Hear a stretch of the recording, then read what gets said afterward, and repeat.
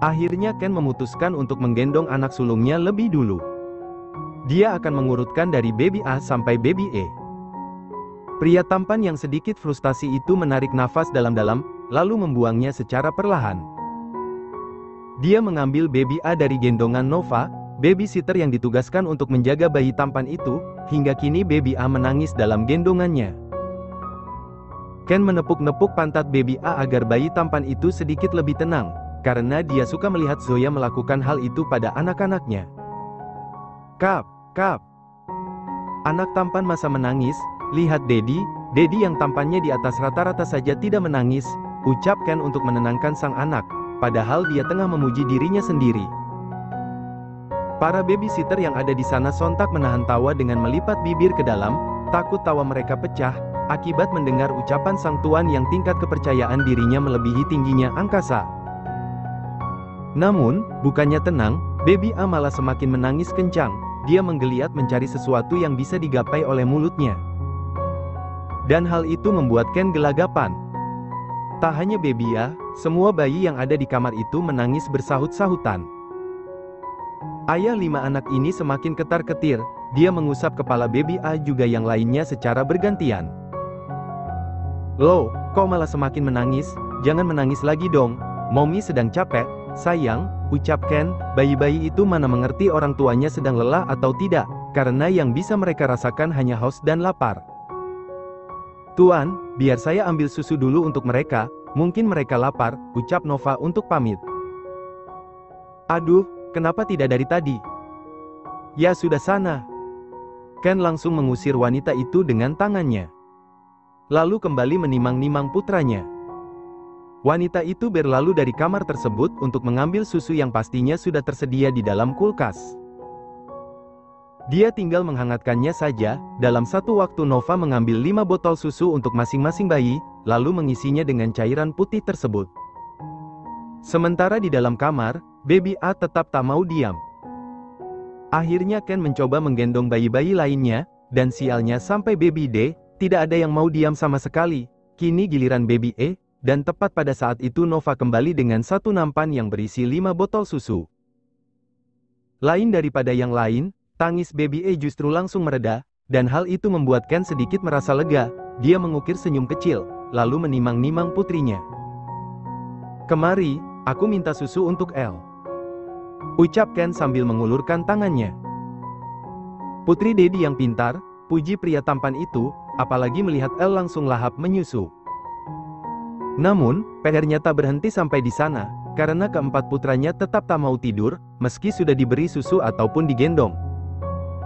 Sementara Elle sudah kembali terlelap, tetapi tak ingin lepas dari gendongannya. Hah, kenapa rasanya pusing sekali? Yang satu tidur, tapi tidak mau lepas dari gendonganku, dan yang lain malah melek terus, padahal sudah diberi susu. Kalian mau apa sebenarnya? Gerutu Ken, dengan bola matanya yang sayu, karena dia sama sekali belum bisa istirahat. Tak jauh berbeda dengan para babysitter, mereka terus menguap, tetapi sama sekali tidak melepas botol susu, agar senantiasa dihisap oleh bayi-bayi yang mereka jaga. Padahal berdasarkan pengalamannya bersama Zoya, mereka akan langsung diam dan kembali tertidur setelah perut mereka kenyang. Namun, sampai botol susu itu kosong, mata jernih baby ABCD justru terbuka lebar. Elle, tidur di kasur saja ya. Daddy pegal lo, ucap Ken sambil merebahkan tubuh mungil itu di kasur kecil milik baby E. Namun, baru saja Ken selesai meregangkan otot-otot, baby E sudah bergerak-gerak, lalu kembali membuka matanya. Melihat itu, Ken langsung mengusap wajahnya gusar. Astaga, kalian benar-benar ingin menyiksa Daddy ya? Dan tepat setelah itu, ada yang masuk ke dalam kamar itu. Zoya menatap suaminya yang berdiri di samping tempat tidur baby E. Wanita itu mengulum senyum, bersama pandangannya yang bertemu dengan netra sayu milik Ken. Sayang, kenapa kamu bangun? Tanya Ken, sambil menggendong kembali baby E yang sedari tak mau diam. Mana mungkin aku tidur nyenyak, sementara kamu tidak ada di sampingku, jawab Zoya. Dia melangkah mendekat, dan melihat bayi-bayinya masih terjaga. Aku sengaja tidak membangunkanmu, sayang.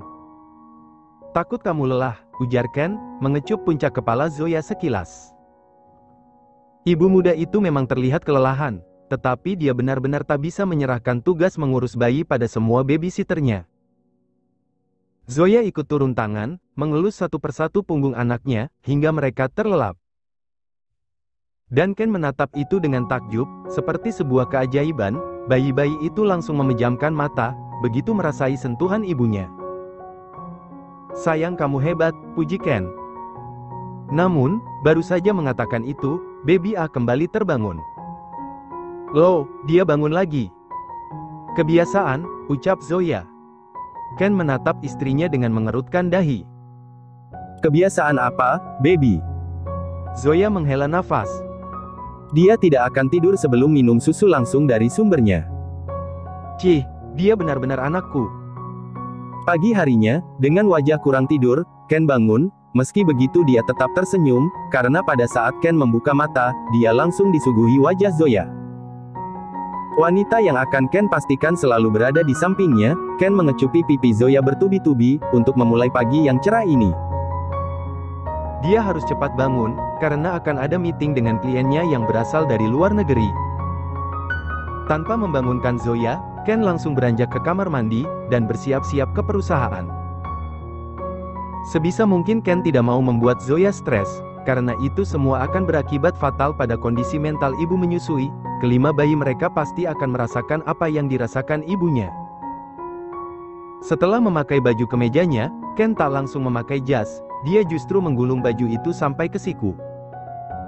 Sementara di atas ranjang, Zoya mulai menggeliat, merasakan cahaya yang sudah masuk melalui celah-celah jendela. Hubi, kamu sudah siap-siap? Kenapa tidak membangunkan aku? Tanya Zoya dengan suara parau. Dia bertanya tetapi tubuhnya masih menempel pada guling. Ken mengulum senyum, lalu melangkah ke arah Zoya, mengecup bibir itu sekilas. Kamu semalam kurang tidur, sayang. Aku sengaja tidak membangunkanmu. Jawab Ken, duduk di sisi ranjang dan mengelus puncak kepala istrinya. Zoya menangkap pergelangan tangan Ken, dan ikut membecupnya sekilas. Kamu juga kurang tidur, sayang. Apa kamu akan baik-baik saja? Sedangkan setiap pagi kamu harus bekerja. Ucap Zoya, merasa kasihan pula pada Ken, yang harus membagi waktunya yang semakin terasa sempit. Ken menganggukkan kepala, mengisyaratkan bahwa dia baik-baik saja, seperti yang Zoya katakan. Doakan aku selalu sehat, baby. Supaya aku bisa menjaga kalian terus.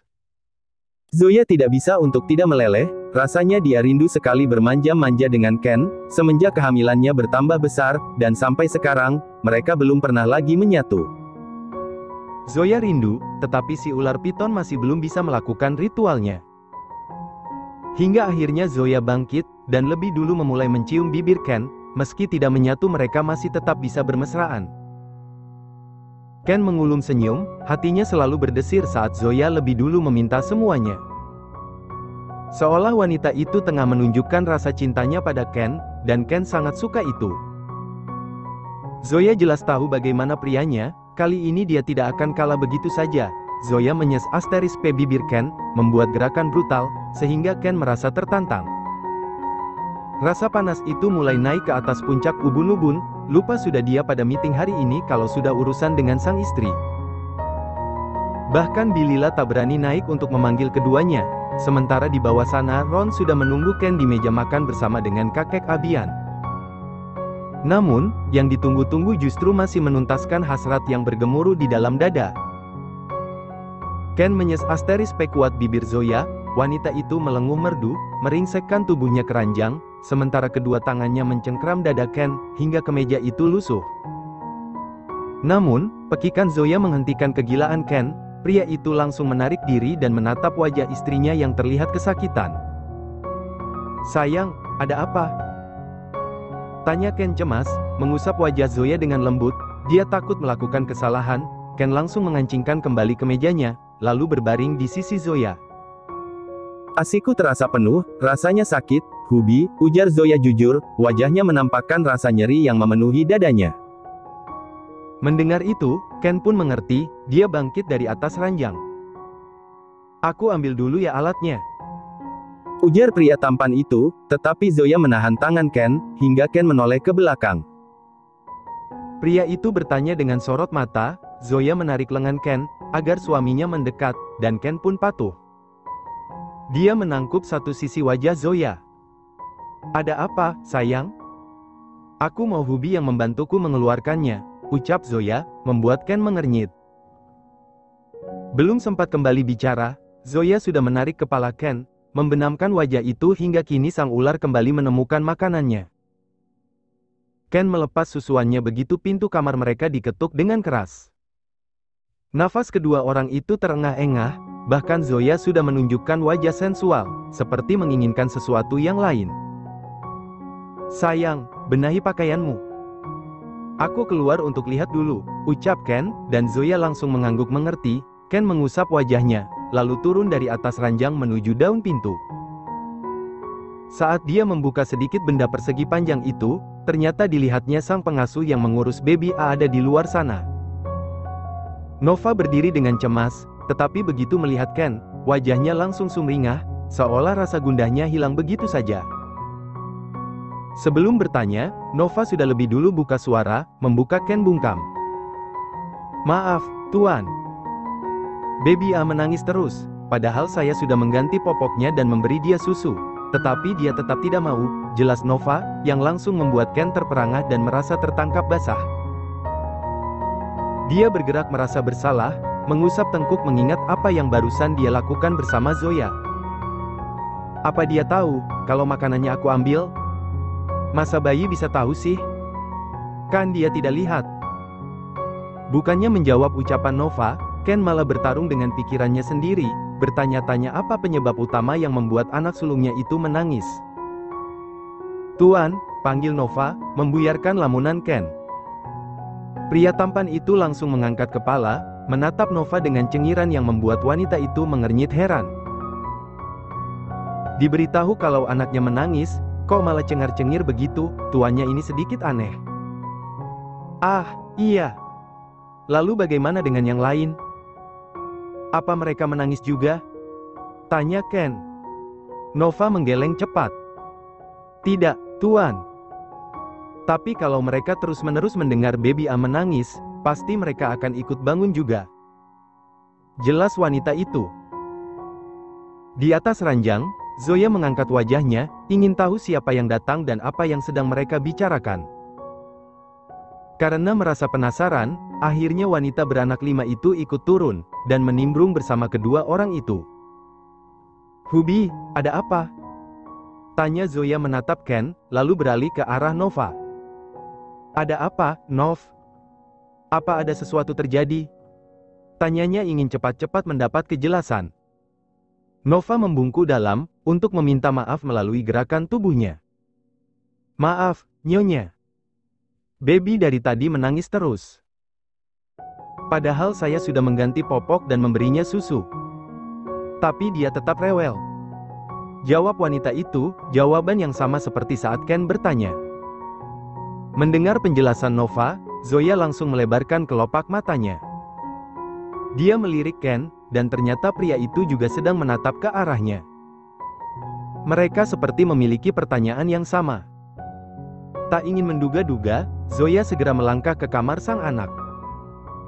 Kamar yang dulunya dia tempati, sebelum menikah dengan Ken. Ken mengekor pada Zoya, akibat kejadian ini dia akhirnya melupakan jadwal meeting yang sudah ada di depan mata. Ketika mereka membuka pintu, ternyata baby A tengah digendong oleh pengasuh baby B, yakni wanita berkepala 3 bernama Putri. Put, apa anakku masih menangis? Tanya Zoya merasa cemas, dilihatnya sang anak yang menggeliat, tak lama dari itu baby A kembali menangis. Sepertinya ia merasakan kehadiran sang ibu.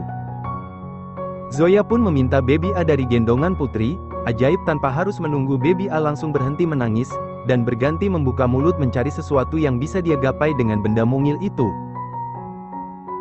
Zoya mengulum senyum tipis melihat tingkah baby A, dia membawa bayi mungil itu ke arah ranjang mengerti apa yang diinginkan sang anak.